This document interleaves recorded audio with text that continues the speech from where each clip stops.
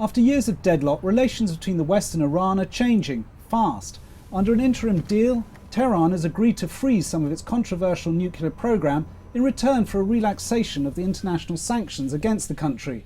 The deal has been hailed as a breakthrough and a watershed, but will it be enforceable in the longer term in a way that satisfies all sides?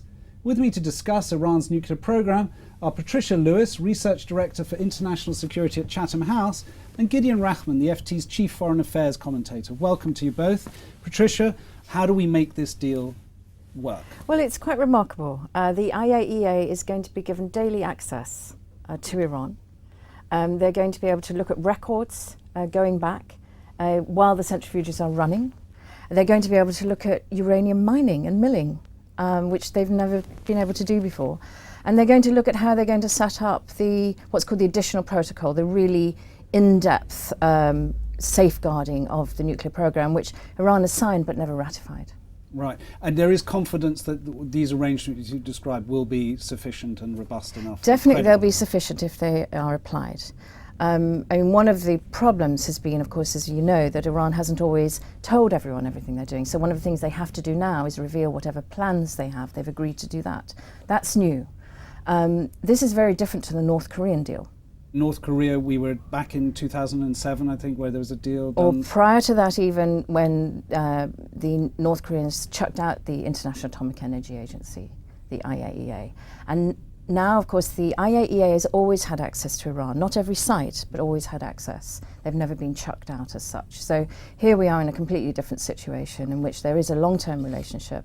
They can build on it. If they don't, within 6 months, things can go back to square one. Things can be renewed as they are until a longer-term deal is put in place. So they've got everything to play for here. Right. Gideon, why should it be different this time than what happened in North Korea? Well, the North Korean parallel is one that the Israelis, who are very unhappy with this deal, have been citing a lot, saying, you know, you can sign a deal, but the country might then violate it, and saying that you can't trust Iran. I think the difference is the one that Patricia has highlighted, which is that there's much stronger inspection mechanisms. We really didn't know what North Korea was up to, and we had no real way of knowing. Whereas if the Iranians do allow all these inspectors access, and if they don't, then they'll be in trouble. I mean, the sanctions won't be lifted or eased. Then we can have a much higher degree of confidence that we know what's going on. And that's important because Iran was getting closer to a bomb. The question is the sort of breakout period. And if you have very close inspections of what they're up to, it kind of extends the amount of time and the amount of warning you have if there is a sudden change of sort of policy in Iran and they really do go for a bomb. And Iran is very different. It's not North Korea. It's very plugged in into its region, into the international community. It has always said it doesn't want a bomb. It's never threatened to withdraw from the treaty. Yeah, and I don't think it's a country that can. I mean, North Korea, as you suggest, is so isolated. Yes. They can accept a degree of poverty and isolation because it's basically a totalitarian regime. Iran is authoritarian, but it does have to respond to public opinion. It has elections, and clearly sanctions were something that the regime had to take into account. Are you confident, both of you, that the sanctions, I mean, they want to adjust some of them, that they will hold, or that there will be sort of basically a fraying of the sanction regime? I think what's so striking is how little Iran has got in the way of sanctions relief at the moment. I mean, they're unfreezing some assets. It's meant to be about $7 billion worth.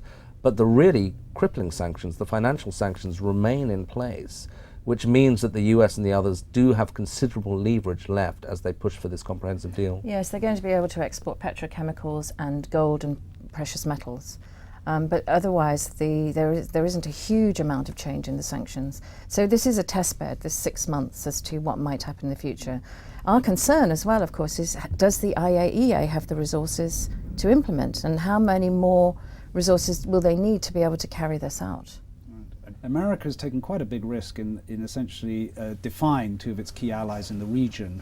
All manner of speculation about where that will lead. I mean, could that lead to this deal sort of being... It could be a problem. I mean, I think the Americans' two key allies are Israel and Saudi Arabia, both of whom are very unhappy. The unhappiness will manifest itself in different ways. The Israelis may seek to sort of challenge this deal by the back door through Congress, where there's much more support for the Israeli hardline position.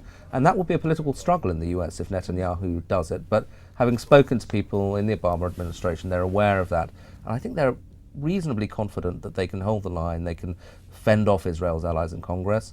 And Saudi Arabia has less leverage. They're unhappy, but again, the Americans say, well, where are they going to go? They have this security guarantee from the United States. Nobody else is going to supply it to them. So the Americans sort of think the Saudis will have to live with this. I agree with that, and I think as well we have to look at what are the options. If we don't negotiate a deal with Iran, and this is just for 6 months, if it doesn't work, it's not too late to go back to the harder line approach. But you know, the idea of military action in the Middle East is just too awful to contemplate given what's happened in recent history. Patricia Lewis, thank you. Thank you also, Gideon Rachman, and thank you for watching. To read more on Iran and other stories covered by our analysis team, please go to ft.com/analysis. Until the next time, goodbye.